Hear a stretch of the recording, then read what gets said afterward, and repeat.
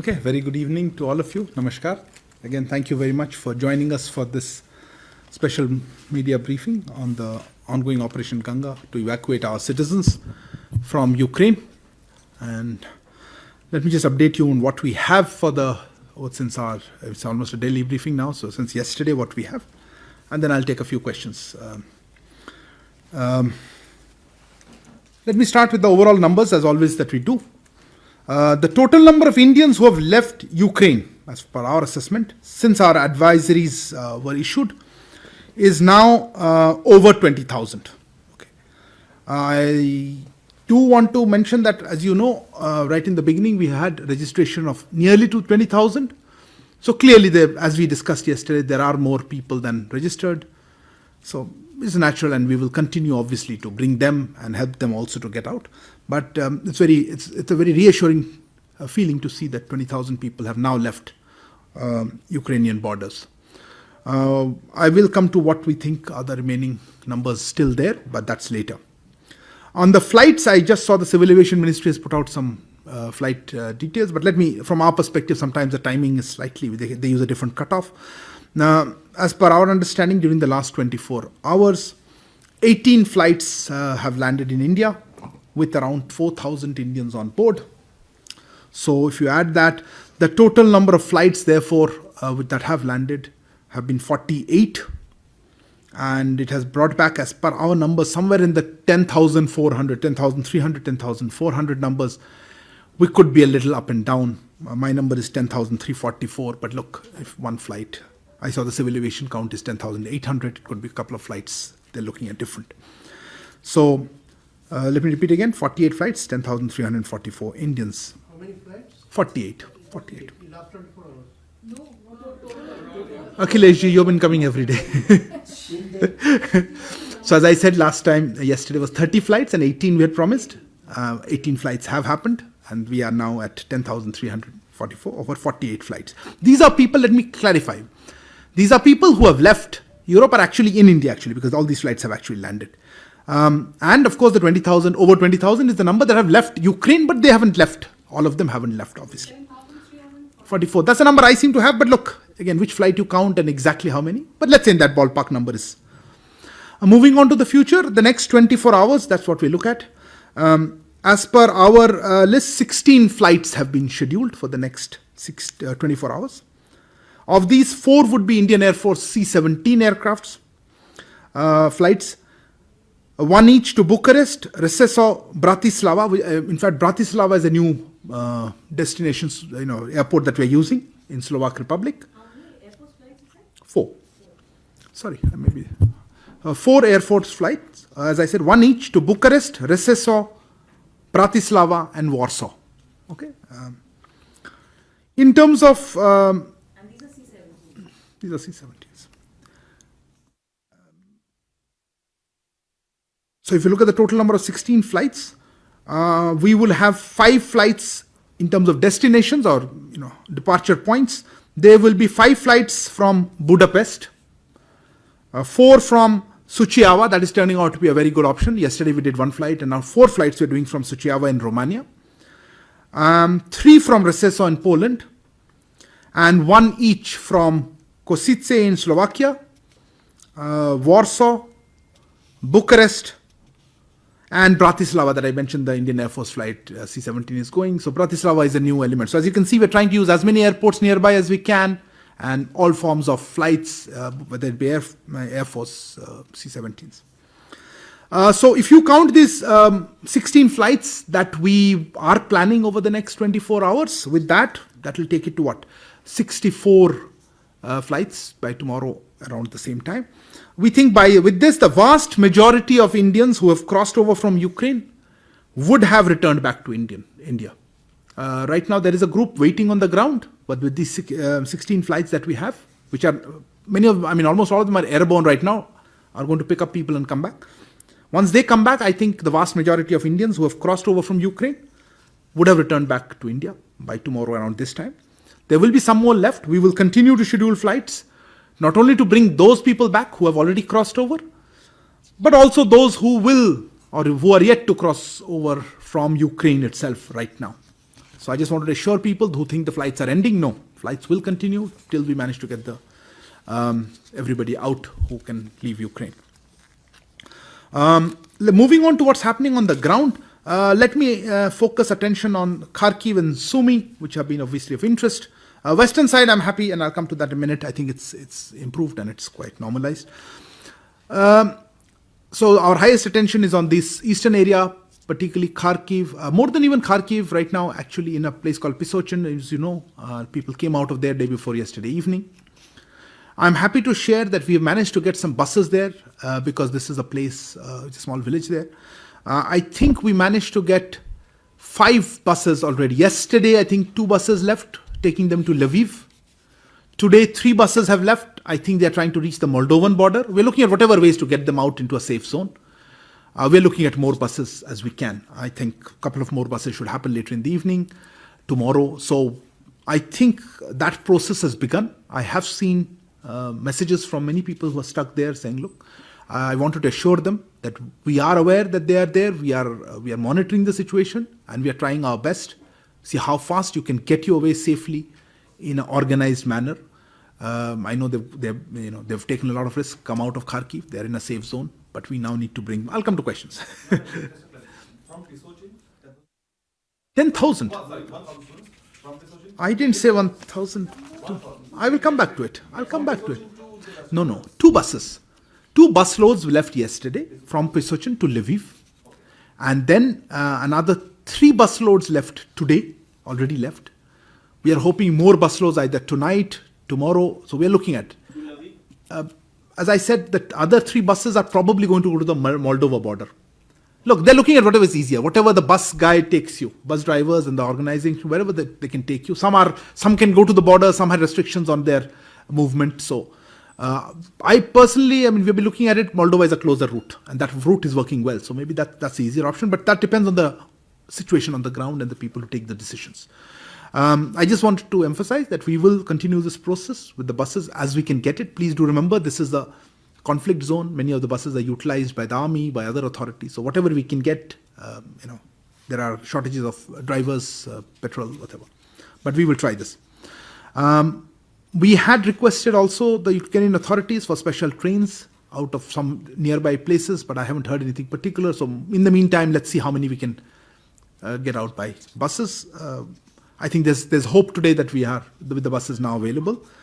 We will try to get in more. Of course, we also remain concerned about Sumy. I know there is a lot of interest there. Just to give you some numbers, I think we were getting some queries. I know you will ask, so let me share with the number upfront. We had about 900 odd people, I think, in Pisochin, between 900 and 1,000, or that number exact.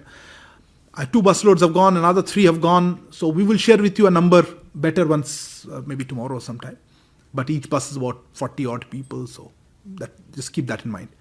Our estimate is we have about 300 people left in Kharkiv, but we are waiting. Your advisory went out yesterday for everybody in Kharkiv to register themselves again with the embassy. We are trying to collate that and see how many people are there.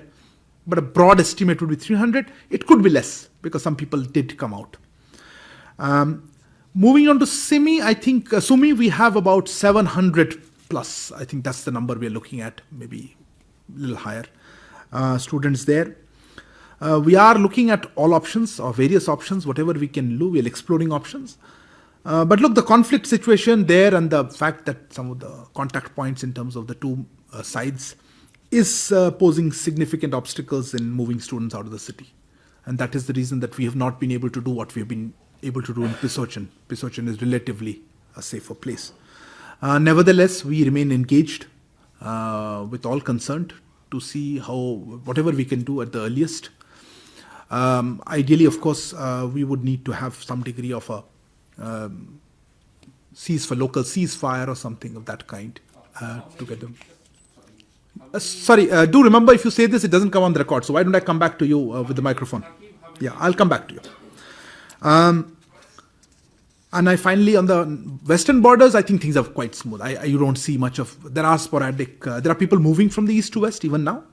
But I think, look, 20 plus have come out, 20,000 plus. So there aren't that many now crowding the western borders. But still, we are trying to assist whoever is there. On the humanitarian assistance to Ukraine, we have already sent 4 tranches, as you know. Today, 3 tranches are to go. I think 2 have left. I think the third is going in half an hour, will take off. These 3 are on Indian Air Force C-17 planes that I mentioned that are going out. There are, the first one carried, the first IAA flight carried 6 tons of material to Romania today morning. The second carried 9 tons of material to Slovakia. And the third flight, which will go to Poland, is expected to carry another 8 tons of relief material. So as you can see, we have been stepping up our relief material. It is going to these countries and to Ukrainian people. And yes, you would like me to repeat, I'll come back to it. And this, of course, consists of medicines, medical equipment, and other relief material. And finally, everybody keeps on asking me how active is the control rooms. They are quite active, but yes, some intensity of calls have come down, obviously. Just to give you an overall figure, around 11,500 calls have been responded to, attended to by our control room in Delhi, and about 9,000 emails, I would say, broadly. I heard something about query about repeating some of the figures. Indian Air Force flight, 6 tons to Romania. The second Indian Air Force C-17 carried 9 tons to Slovakia. And the third one, which is to take off in about half an hour, will carry 8 tons to Poland. Okay. Shailendra ji, आप लोगों ने कुछ questions एक साथ linked हैं, तो मैं कोशिश करूंगा उस तरह से आंसर करने के लिए. देखिए, आपने सीज फायर से शुरू करता हूं. मैंने नहीं कहा कि सीज फायर है, मैं कह रहा हूं सीज फायर के बिना मुश्किल लग रहा है, क्योंकि वहां पे अभी शेलिंग चल रही है. यहाँ पे कांटेक्ट है. जब कांटेक्ट कह रहा हूं, दोनों आर्मियों के बीच में वो डिवाइडिंग लाइन है, तो कांटेक्ट पॉइंट्स अगर होते हैं तो दिक्कत हो जाती है. तो हम अगर सीज फायर रहे, हम नहीं चाहते कि हमारे स्टूडेंट्स ऐसी जगह से क्रॉस करें जहां पे उनके कोई रिस्क आए. वॉर जोन में आपको मालूम नहीं कुछ भी हो सकता है, इसीलिए हम हमेशा अपने स्टूडेंट्स के ऐसे चाहेंगे ऐसा कोई सेफ रूट निकले.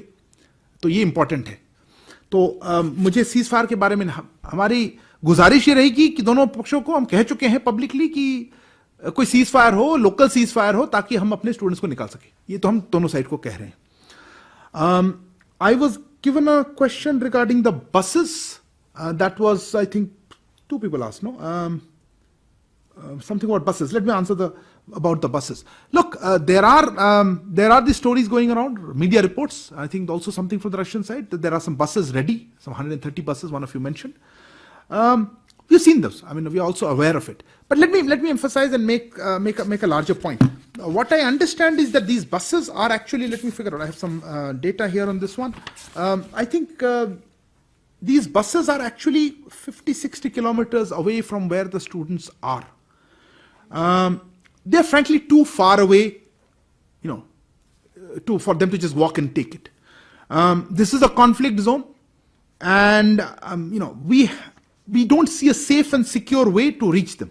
In fact, I would appeal and urge the parties concerned to have a local ceasefire at least, so that we can, go to those buses if that is the suggested route.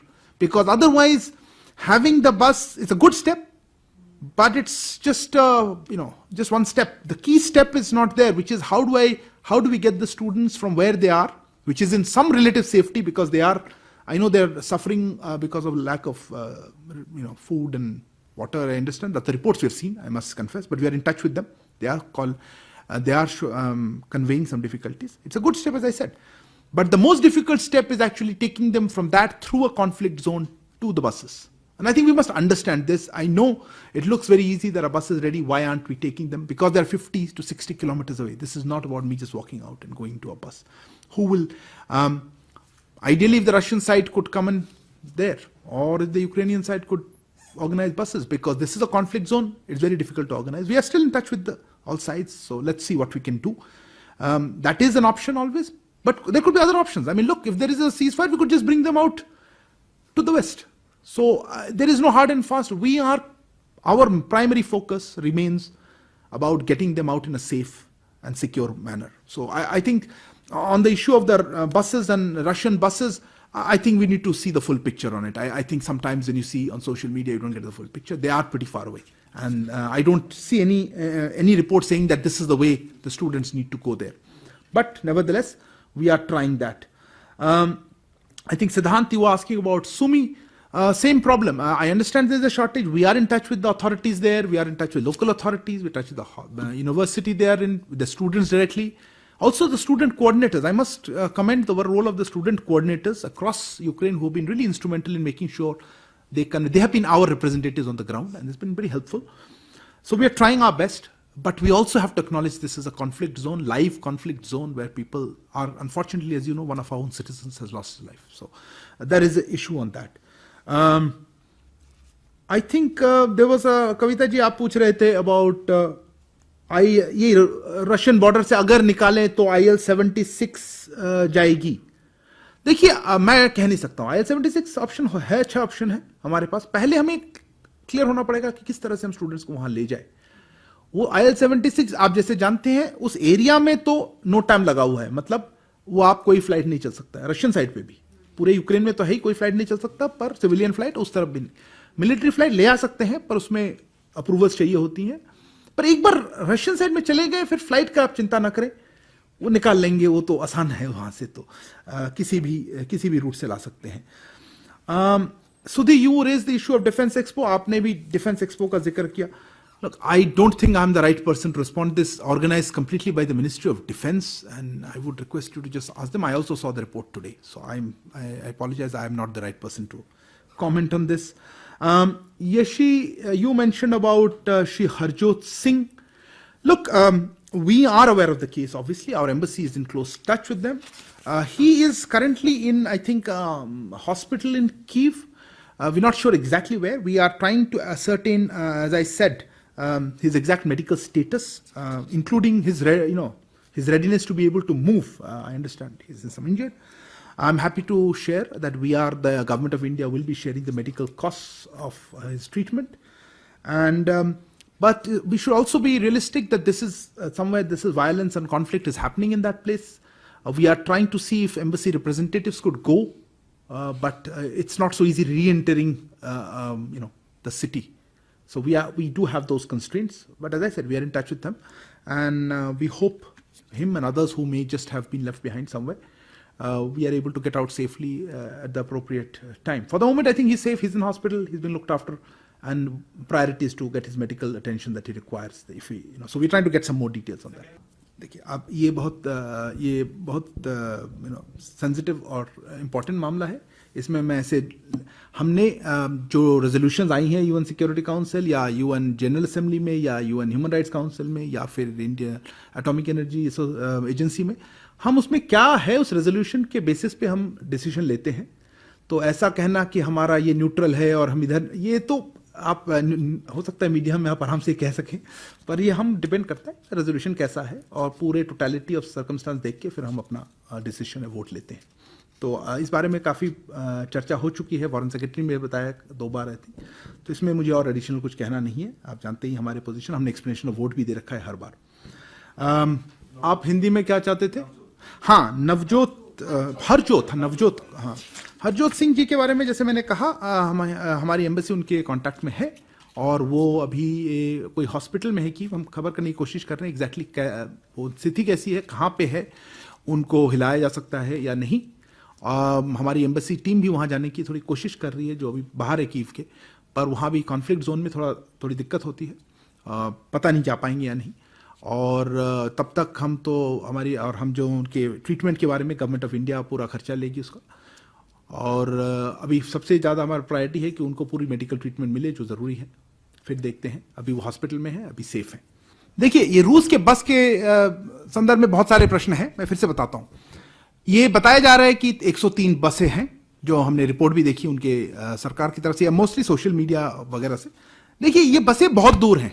मैं सिर्फ सुमी की बात नहीं कर रहा हूं, मैं Kharkiv की भी बात कर रहा हूं, जहां पे वो कह रहे हैं बसें हैं खार्किव के पास, वो भी 40-50 किलोमीटर दूर है, इस तरह से कुछ माना जा रहा है. एग्जैक्ट किलोमीटर तो नहीं मालूम, पर ये क्लियर है कि उसमें जहां है वहां नहीं जा सकते, वहां कॉन्फ्लिक्ट जोन है. हमारे बच्चे कैसे जाएंगे, कौन उसका ऑर्गेनाइज कर पाएगा वहां पे इस कॉन्फ्लिक्ट जोन में.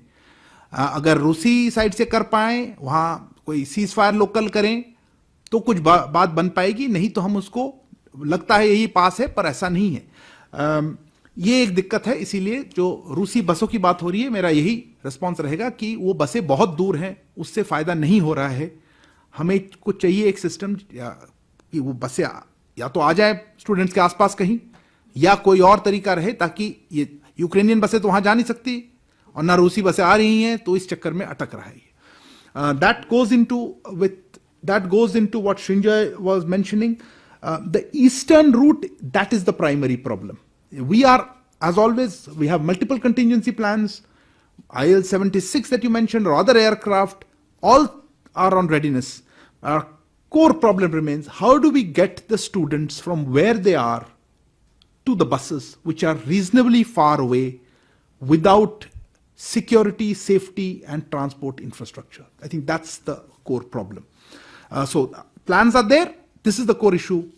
A ceasefire, local ceasefire, alternative, we've been asking both sides, alternatively some mechanism under which either of the sides could organize transport to the buses or any other way. As I said, we will take the easiest option out of that. देखिए, आपके जो पहला प्रश्न भी यही था कि आप उसको पश्चिम की तरफ क्यों जा रहे हैं, पूर्व की तरफ क्यों नहीं जा रहे हैं। मैंने फिर से दोहराने दीजिए, वो लगता पेपर में बहुत पास है 50 किलोमीटर, पर अगर वहीं युद्ध हो रहा है तो आप उधर तो नहीं ले जाएंगे ना खतरे की तरफ। आपकी रही इस बात में कि कौन कोऑपरेट नहीं कर रहा है, ये कोऑपरेशन की बात नहीं है। हम दोनों तरफ से कह रहे हैं कि अगर आप युद्ध विराम दें या बसें भेजें, दोनों तरफ से एक ही जवाब है कि वहां पे हमारी बसें आसपास हैं या इस तरफ ट्रेन है या बस है, पर युद्ध क्षेत्र में अगर फंसे हो तो अब मैं किस साइड को कहूं। हम तो चाहेंगे कि दोनों तरफ को हम कह रहे हैं, आप इस तरह से कोई तरीका निकालिए ताकि हमारे बच्चे बाहर निकल सकते हैं। रविकांत जी, आपने पूछा था कि 5 स्टूडेंट इंजर्ड हो गए खारकीव में, कोई लापता है, कुछ बाकी समथिंग ऐसा कुछ। इसकी देखिए, आप हर बार रशियन मिनिस्टर डिफेंस में क्या, हमारे पास ऐसी कोई जानकारी नहीं है। आप पर्टिकुलरली अगर अभी हुई तो मैं कहता कि अभी चेक करूंगा, अगर कल हुआ है तो अभी हमारे पास कोई ऐसी खबर नहीं आई कि वहां पे इंडियन कोई इंजर्ड हुआ है, कुछ ऐसा अटैक है, हमारे कोई स्टूडेंट्स वहां है भी, ऐसे भी मुझे कोई इंफॉर्मेशन नहीं। सच बात हो, हमारे अनुमान से कोई 300 करीब है, पर वो स्टेशन में कितने थे या अटैक में, ऐसी कोई खबर आई नहीं है हमारे पास। तो मैं ये कहना चाहूंगा। Shinjoy, you asked how many, I mean, the other part of your question was how many in Kharkiv, how many in Sumy. Let me repeat what I started. Our estimate is Kharkiv town or city would have around 300. Okay. Sumy, something 700 plus. And Pisochin, we started off with around 900, 800 something, 900 around. 5 busloads have left. More buses are expected. I will share with you update once we have a better fix on how many are left. Okay. Look, let me see how big the buses are. We estimate about 40 in a bus, 40 to 50. But let me not guess here. Meghna, you mentioned about how many at the border and at Lviv. Look, we don't have a tracking system on each person. So my understanding is not too many at the, I would say, probably less than 1,000 overall in the country, other than the east who are stuck, and this Pisochin, leaving aside Pisochin, Kharkiv and Sumy. Maybe around 1,000 or so who would want to, maybe less, because look, 20,000 plus have crossed over. It doesn't matter. We don't see the kind of pressure at the border. Those who want to go, our embassy is assisting. I don't think people are just waiting in Lviv, because I think the Polish border is reasonably open and people are crossing, or through the other borders. And finally, Polomi, you asked about this humanitarian corridor, that the talks yesterday between Russia and Ukraine, we also saw the reports. I must confess, we haven't seen anything further to that in terms of implementation of the same on the ground. We, of course, are closely and eagerly monitoring that. If that happens, it will certainly help our process. And we've been asking both sides to cessation of hostilities, ceasefire, local ceasefire, whatever works to get our people out of conflict zones. We had something like 19,700 or 800 registrations with the embassy. Now, as it always happens, not everybody registers despite our requests. Clearly, the same situation has arisen here. Yesterday I mentioned that we were nearing 19,000. Today we are over, 18,000 something. Today we are over 20,000. Clearly shows there are people who wouldn't have registered. I don't think that's a marker of Operation Ganga ending. I mentioned during my opening remarks that we will continue to run this till we get the last person out. We will, as I said, yes, in our counting, what people have registered are effectively out of. But obviously we know there are at least 2,000, maybe a little more, because if you just add up the numbers that I have mentioned, 2 to 3,000 people perhaps still there. I don't know. This is a pure guess now because we will see when they land come out. We'll wait for that. We'll try to help them and bring them out. So I think that takes care of what you were saying. Akhilesh, I'll answer your, no, before that. Siddhant, you asked about what can we do directly. Look, let me start with again what I'm saying. It is a conflict zone. You can't send in people. We are coordinating through the university. We are trying to do it to the student coordinators. And I must commend the, I think this is a comment that we should make generally, and particularly for students of SUMI, commend the student community for coming together, being extremely supportive of each other, having, keeping their, spirits high, and really trying to find a solution in very difficult and adverse conditions. I just want to tell them, we are with you. We are trying to find a, solution, something to get you out of there. Till then, hold on and stay safe. They're probably better where they are than walking around in places where there's violence. So, yes, there are difficulties. We are trying to see whatever we can do on that. Yeshi, I think you asked about other citizens. Look, we have received some. Let me go back to what we said here earlier. We said that, look, if we are always willing to help other countries, and I think Prime Minister mentioned about helping developing world and our neighbors. And if a specific request on the ground comes, our approach will be guided by that. We have received some requests. Some of it is in general, and they've taken their own flights and own arrangement, but a couple of places there have been specific requests. I just did a round of phoning before I came in. I think we have had one Bangladeshi national who came in. I think there was perhaps a Nepalese citizen, but I have a feeling there'll be more, because I know there've been some requests and they are trying to be put in the flights. Of course, Indian citizens also need to be there. But I know at least one Bangladeshi citizen has come, and I will have to check on the others what they are. There are some other requests that have come, and I think we will try to help the best we can, particularly as now our pressure on the Indian citizens will reduce a bit. Akhilesh, let me answer your question, which is a little more detailed. Look, yesterday, of course, the Quad meeting took place, the Quad summit, virtual. You would have seen the documents that we put out. The one was our press release, of course, and something which is called, I think, a joint call readout, which is a common readout of that. I think that gives you a good sense of what actually happened.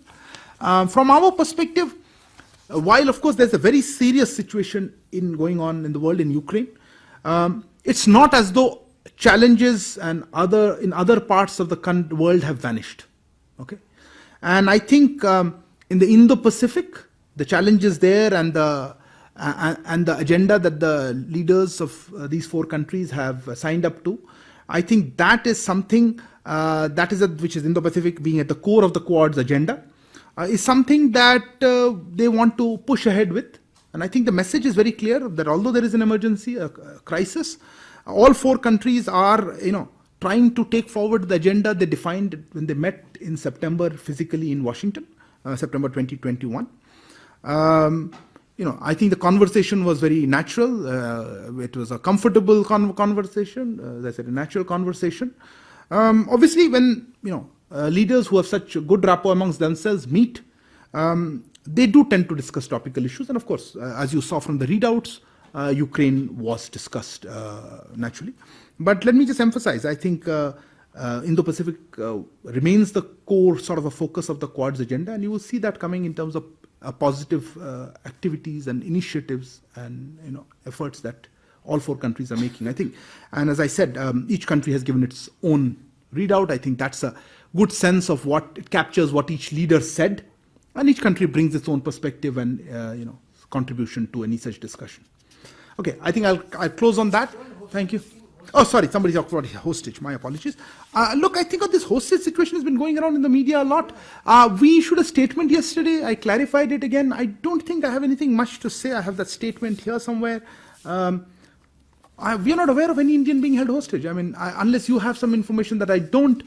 They are having difficulty getting out because of the security situation in some places, particularly, I would say, Sumy and Kharkiv town. But I haven't heard anybody being held hostage. Now that I have a very simple answer. You should always ask the person who makes the statements. Why us? Now I think I'll stop on that. Thank you very much. Appreciate all of you joining for this special briefing on the this very important and complicated situation in Ukraine. And as I said, let me end on a positive note. I think large number of people have come out, 20,000 plus. You would appreciate is an effort, but that shouldn't detract us from the fact that significant number of people are stuck in Sumy as well as in Kharkiv, and I want to assure that we will continue with our efforts to bring that out. And as you can see in Pisochin, while it may take a little longer, it is moving, and I think that is a really positive development that we are able to get in transport arrangements at difficult places. And I want to the students to bear with us, and please note that we are with you. Thank you. Good evening.